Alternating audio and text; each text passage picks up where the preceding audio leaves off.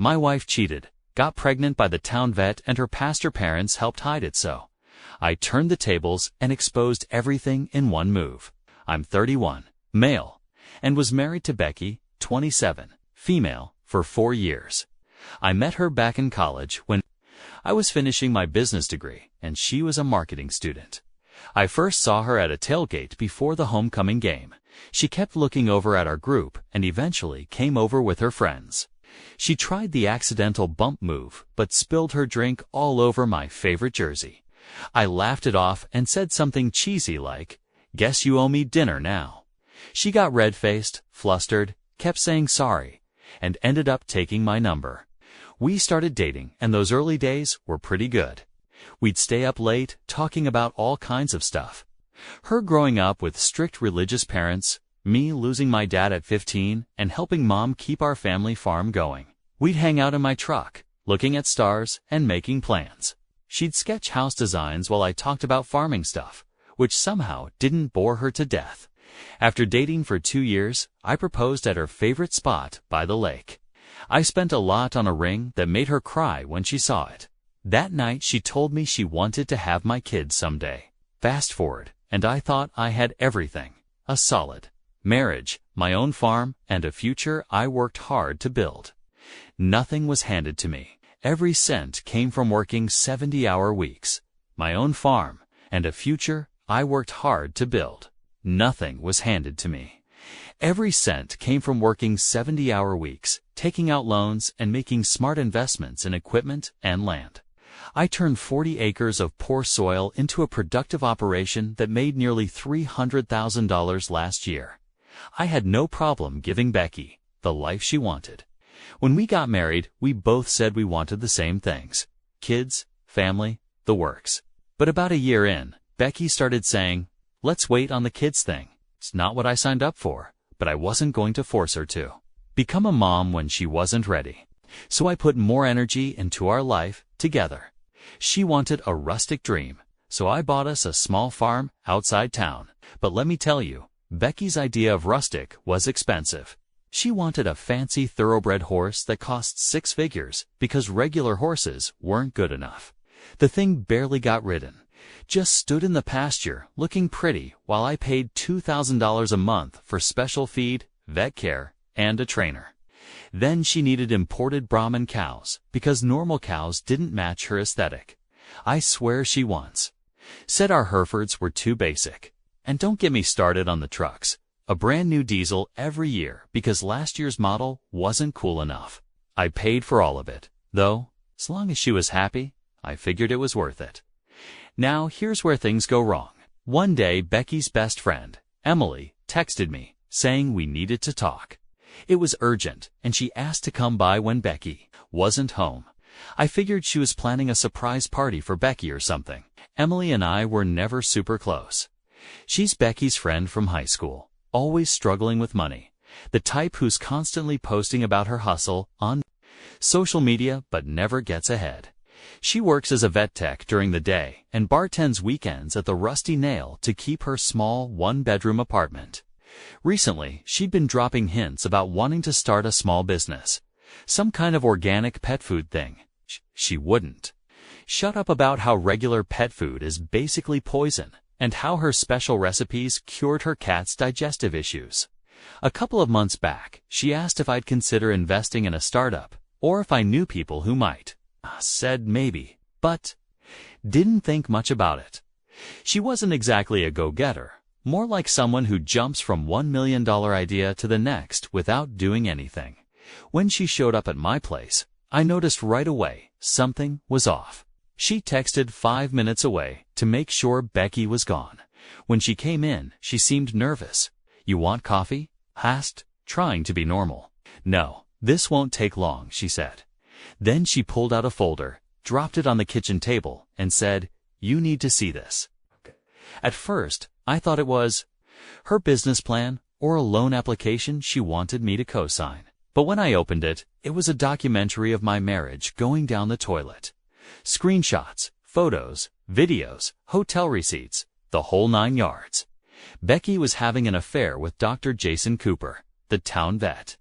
The same guy charged me $5,000 last year when one of our horses got colic. Then sent a Christmas card with a picture of his perfect family. His wife Katie teaches Sunday school to the little kids at church and runs the annual charity auction. Jesus Christ was all I could say as I flipped through the pages. There were over 70 pages of evidence in that folder. Emily had organized it by date with sticky notes explaining what each thing was. Scary efficient. The pictures were graphic. There were timestamps showing them together in hotels when she was supposed to be at her mom's helping with the church fundraiser. Security cam footage from our driveway showing his truck arriving 20 minutes after I left for a 3-day trip to look at a combine in Nebraska. And footage of them coming out together 2 days later, holding hands, kissing by his truck. There were screenshots of hundreds of texts between them going back 8 months. Can't wait till he leaves again. Don't worry, baby. He doesn't suspect a thing. Reading that felt like getting kicked in the chest by one of those Brahmin cows. She had to have. Every time Becky went on a girls' trip, she was with him. Every time I drove to another state to get farm equipment, they'd be at my house, in my bed. The security footage showed his truck at our place overnight at least 11 times while I was away. There was a receipt for a hotel in Memphis from a weekend she told me she was at a girls' spa retreat with Emily and 2 other friends. Funny thing is, Emily was in the Bahamas that weekend. I remember because she posted 50 beach pictures on social media. So, who were these other friends Becky was with? Nobody. Just her and Dr. Cooper in a suite I was paying for.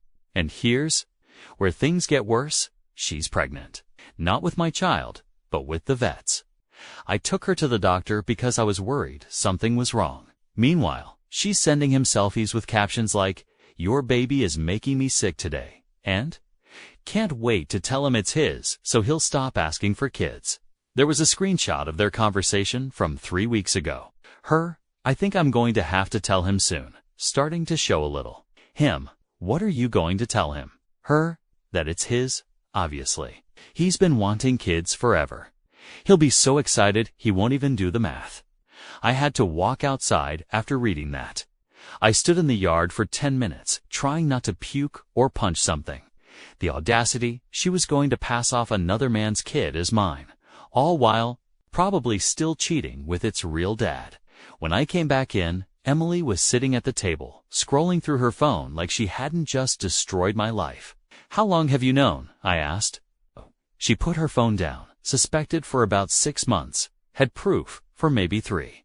It took a while to gather everything. "Why now? Why tell me?" That's when Emily dropped the real reason. "Look, I know this is messed up," she said, not making eye contact. "But I need to get out of this town, start fresh. That business idea I told you about. Got everything planned out? All I need is some capital."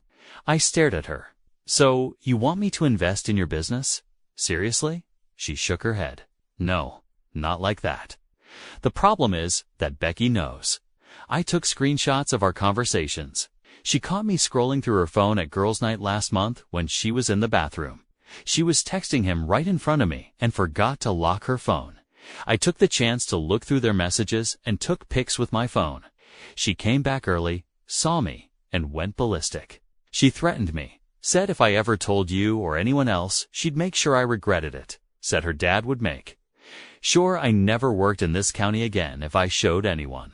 She laughed, but it sounded forced. Guess I'm screwed either way, so I figured I'd at least do one decent thing before I leave. Plus, she's been talking trash about me to everyone we know, saying I tried to come on to Jason, but he rejected me. People are starting to believe her. I didn't know if I believed her, but the evidence was real. The timestamps, locations, and pictures all checked out with times Becky was supposedly elsewhere. When I asked Emily how she got all this evidence, she said 2 of her friends helped track Becky, and it took months to collect everything. According to Emily, she just wanted to protect herself. "So, what do you want? A loan or an investment?" I asked. "Whatever you want to call it," she said. $50,000. I've got a solid business plan. The organic pet food market is growing like crazy. I just need someone to believe in me. Funny thing is, in that moment, I almost respected her hustle. At least she was upfront about what she wanted, unlike some people. Plus, her bringing me this info, whatever her reasons, was saving me from living a lie longer, from raising another man's kid, thinking it was mine, from wasting more years on someone who thought I was an idiot. "Leave your business plan," I told her. "Let me deal with this first, then we'll talk." She nodded, looking relieved. As she left, she turned back for what it's worth. "I always thought you deserved better than her." Right. Like I'd fall for that line, but I owed her one, and I always pay my debts. I continued scanning the file. They joked about me. Actual jokes about how clueless I was, how I worked so hard while they played, how convenient it was that I traveled so much for farm stuff, even jokes about the fancy farm equipment I bought that gave them more time alone because I was busy working. I pulled up our bank statements and started cross-referencing dates and charges. I found at least $115,000 over the past 8 months that I couldn't account for. Cash withdrawals, random charges at jewelry stores for stuff I'd never seen, a weekend at a cabin rental. But wait, it gets better. I found screenshots of Becky's conversations with her parents. Her folks, straight-laced Pastor Robert and his perfect wife Susan, knew everything and decided to cover it up to maintain their pure image. Pastor Robert isn't just any pastor. He runs First Baptist, the biggest church in our county, with over 500 members. It's the kind of place where everybody who's anybody goes to be seen on Sundays. He drives a brand new Cadillac Escalade, church-owned for ministry purposes. Susan heads up the women's ministry and about 6 different charity committees. These people have been looking down their noses at everyone in town for over 20 years. Acting like God's personal representatives on earth, always talking about moral standards and family values, and how the world is going to hell because people don't follow their rules. They knew their daughter was cheating on me the whole time there were texts from Becky to her mom. "Mom, I'm freaking out. Emily knows about Jason and me. What if she tells him?" The response, "Don't worry, honey. Your father will handle it." Emily's mother needs that recommendation letter for her job at the school board. She won't risk that. Another text from her dad to Becky. "We've spoken with Emily. She understands what's at stake. Just be more careful going forward." These were the same people who had me over for Sunday dinner every week. The same man who called me son. The same woman who asked when we were going to make her a grandmother.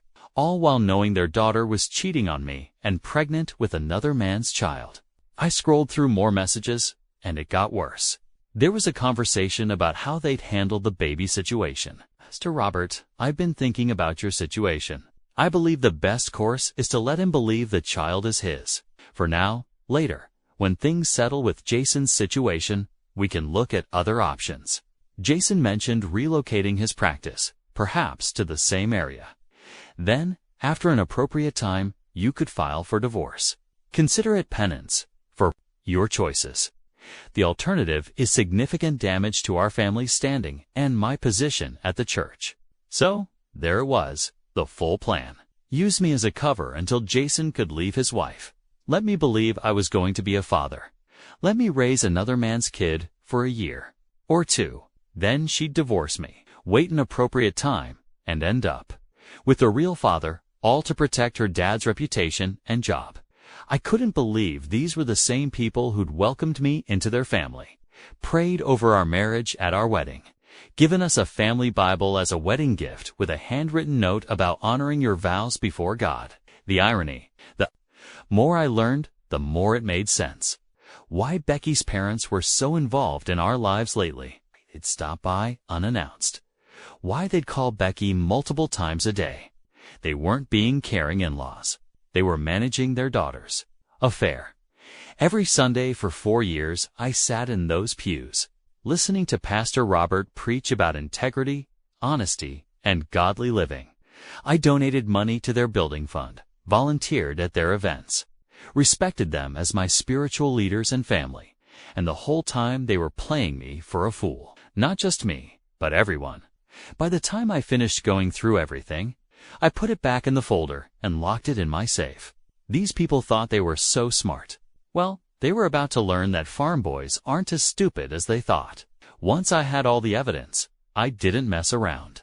First, I called a divorce lawyer, Marcus, from 3 counties over so nobody in town would find out yet. I spent 48 hours going through my normal routine, acting like nothing was wrong, partly to get my thoughts together, partly to watch Becky going about her daily lies. It was like watching a play. The best part? I played the fool. I even sat through Sunday dinner at her parents' house the day after finding out.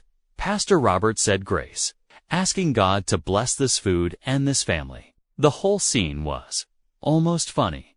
On Monday morning, I made the call. I told Becky I had to check on a field with irrigation issues. Drove 40 miles to a Starbucks in the next county and called from the parking lot. Marcus asked if we had a prenup. We didn't. But our state doesn't do community property, which means Becky's only getting what she can prove she contributed to. Since she spent more than she ever earned with her failed online boutiques, that ain't much. Plus, the farm was bought by me, which is protected in divorce. So, she'll be left with no house, no land, no money, just a pile of debt and a baby that isn't mine. With infidelity this well documented, Marcus told me, and the pregnancy provably not mine, we're in an excellent position. The court doesn't look kindly on this kind of deception. He walked me through the process, filing temporary orders, discovery, potential settlement. He told me to gather financial records, account statements, property deeds, anything showing what I owned before marriage and what was acquired during. I printed bank statements showing withdrawals that matched hotel reservations. I even had recordings of her phone calls, all legal in our one-party consent state. My lawyer was practically high-fiving me over the phone. With this much proof, Becky wouldn't get a cent beyond what the law says she has to. In fact, given the circumstances, we might be able to go after her for fraud. The deliberate misrepresentation of the paternity issue alone could constitute legal fraud, not to mention the misappropriation of marital funds to finance the affair. So she wanted freedom. She could have it without my bank account funding it. While my lawyer got the paperwork going, I quietly moved most of our liquid assets into accounts only I could access. Not all of it, but enough that if Becky tried to clean out our joint accounts, she wouldn't get much. Then I called a real estate agent, Rick, who specialized in agricultural properties. He came out, checked the operation, and gave me a number 30% higher than I expected. Land values in our area had shot up due to commercial development nearby. It's ready to sell the second the divorce goes through. By the time Becky figures out what's happening, I'll be long gone. I also started looking at places 500 miles away. I found a nice cattle operation in Montana, going for less than what my place would sell for. Better water rights, more acreage, newer house. I put out a few feelers, made some calls, nothing definite but good to have options. The worst was when Becky started dropping hints about the pregnancy, turning down wine at dinner, commenting about feeling nauseous in the morning, buying saltine crackers, all theater for my benefit, laying the groundwork to tell me I was going to be a dad. One night she cuddled up on the couch, talking about our future, how maybe it was time to revisit the kids' conversation. I sat there nodding, saying all the right things, feeling nothing. Maintaining the act was exhausting, but oddly satisfying. Every lie I caught her in, every fake smile I returned, every knowing nod at her stories reinforced that I was doing the right thing. These people deserved what was coming. Marcus called with updates every few days. The paperwork was coming along. He'd found legal precedents to help our case. He'd lined up a process server experienced with difficult situations. How do you want to handle the service? He asked. Privately at your home or somewhere public? Your call. That's when I started thinking about Thanksgiving. Every year we'd do a big service at her dad's church, then dinner at her parents' place. Their huge house would be filled with relatives, church members, and close friends. The perfect stage. I had a long talk with my farm manager, Mike, who'd been with me for 3 years. Solid guy, totally trustworthy. I told him I might need to be away for a while and asked if he could handle things if I had to leave on short notice. Mike nodded. Whatever you need, boss. Everything will be taken care of. 2 weeks before Thanksgiving, I met Emily at a diner, 2 towns over. I slid an envelope across the table with a check for $225,000. Half now. Half when the dust settles, I told her. Show up for Thanksgiving dinner like nothing's wrong. You're still invited, right? She nodded. Susan called yesterday to confirm. I think they're worried I'll blow everything up if they uninvite me. Good. Just act normal and get there early. She nodded. Jason and Katie will be there too. Susan invited them last month, even better. Having the vet and his wife there would make it perfect. The whole cast in one place. 2 nights before Thanksgiving, I was with my buddy Tom in his garage while he worked on his Harley. We've been friends since high school. He's the only person I told about the situation. Man, just serve her the papers at home and be done with it. All this isn't necessary, he said. It's not about drama, I told him. It's about consequences. These people think they can do whatever they want and walk away clean. Not this time. Tom shook his head. Your funeral, man. Just don't expect me to help you hide the bodies. I laughed. No bodies, just well-deserved public humiliation. As I drove home, I felt calmer than I had in weeks. Everything was in place. The papers were ready. The server was booked in less than 48 hours. Becky and her family would learn their perfect plan had a major flaw. They'd forgotten who they were dealing with. I'm not some city boy who'd curl up and cry when things got tough. I grew up watching crops fail, animals die, equipment break down at the worst time. When things go wrong on a farm, you don't whine. You clean it up and move on. That's what I was going to do. Now for the fun part, Thanksgiving. This wasn't just any Thanksgiving in our town at First Baptist. It's practically a second Christmas.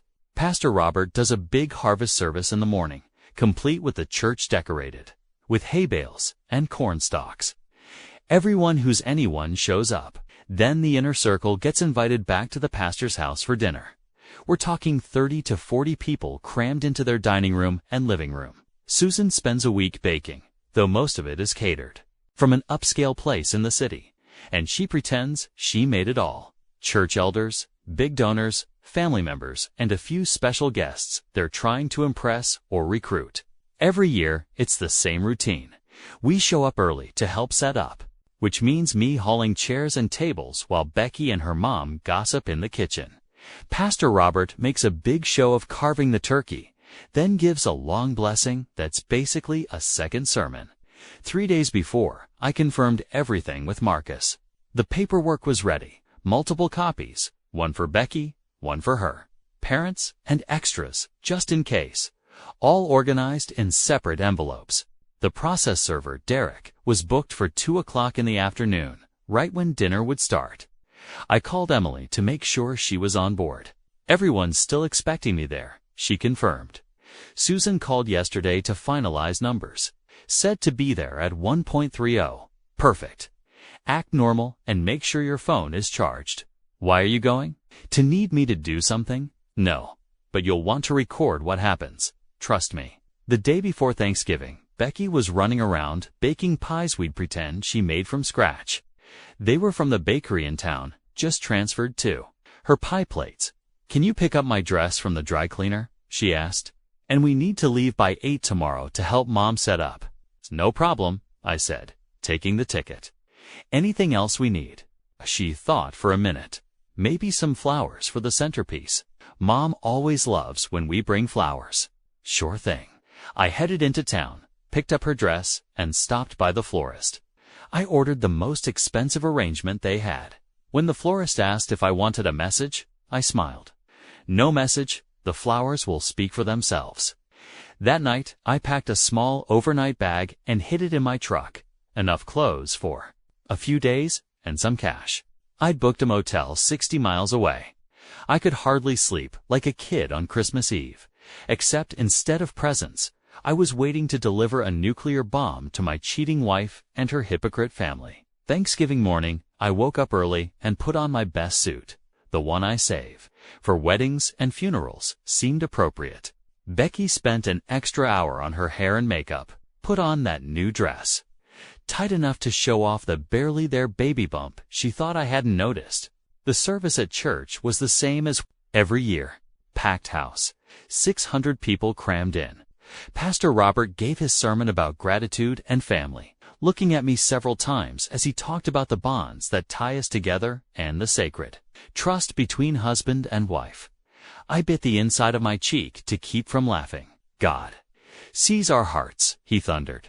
He knows our true intentions. There is no hiding from his sight.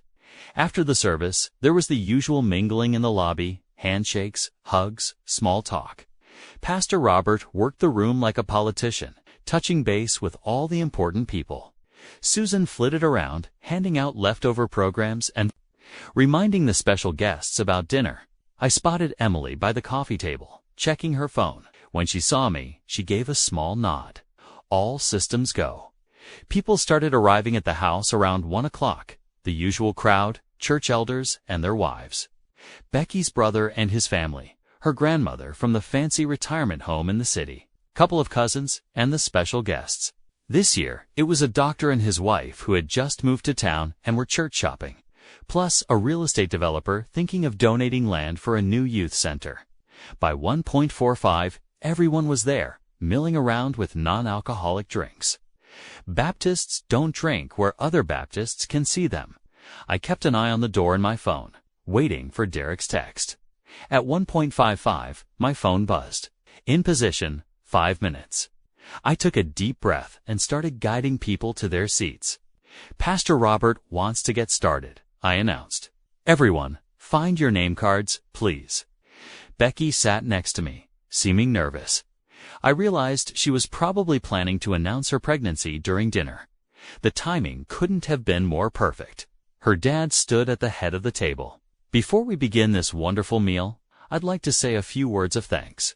Right on cue, the doorbell rang. Susan started to get up. I'll get it. No. Pastor Robert waved her down. You sit. I'm sure it's just a late arrival. He headed for the door, still wearing his carving apron. I heard him say, I'm sorry, we're in the middle of a family dinner. Then Derek, clear and professional, I'm looking for Rebecca Mitchell. A pause. Then Pastor Robert called out, his voice strained. Becky, there's someone here for you. The room went quiet, all eyes on Becky as she stood up, confused. She walked to the door where her father stood with a stone face, Derek holding several envelopes. These are for you. He handed her the largest envelope, and these are for Robert and Susan Johnson. He handed 2 more to Pastor Robert, who took them automatically. You've been served. Have a nice day, Derek said. Becky stood frozen. Pastor? Robert looked like he'd seen a ghost. I leaned back and watched as she opened the envelope. The room went dead silent as she saw the first page, then looked at me. I stared back, calm as could be. No yelling, no drama, just facts. She wanted secrets. Now, nobody had any. Her face went white, then red. What is this? She whispered. Believe the technical term is petition for dissolution of marriage, I said, loud enough for everyone to hear, along with evidence of adultery, paternity fraud, and conspiracy to deceive. There's copies for your parents, too, since they're named as co-conspirators. Her dad was ripping open his envelope, scanning the contents with growing horror. Susan hadn't opened hers. She was staring at me like I'd grown a second head. I stood up slowly, making sure I had everyone's attention, then pulled out my phone and showed a video of Becky and Jason leaving a hotel, kissing in the parking lot. The timestamp was clear, 2 months ago, when she was supposedly at a marketing conference in Cincinnati. I've got about 6 hours of this stuff, I said, turning the phone so everyone could see, plus the texts, bank records, and of course, the paternity test I'll be requesting for that baby she's carrying. Spoiler alert, it's not mine. That's when Katie, Jason's wife, stood up fast. What baby? What is he talking about? Jason? Jason looked like he might throw up. I can explain. Explain what? I asked, still calm. Explain how you've been sleeping with my wife. How you're the father of her baby. How her parents helped cover it all up. Pastor Robert finally spoke. This is outrageous. How dare you come into my home and make these accusations? I laughed. Actually laughed. Accusations. You've got the proof in your hands, Pastor. Page 12 has the text messages where you told Becky. To be more careful and discussed how to handle the pregnancy. It's pretty detailed for accusations, don't you think? The look on his face was worth every penny I'd spent. Becky was flipping through the papers. Where did you get all this? How did you then? She saw Emily, calmly recording everything on her phone. You did this. Emily shrugged. Guess your dad's threats didn't work as well as you thought. Katie had grabbed Jason's envelope and was reading through it, crying. 6 months.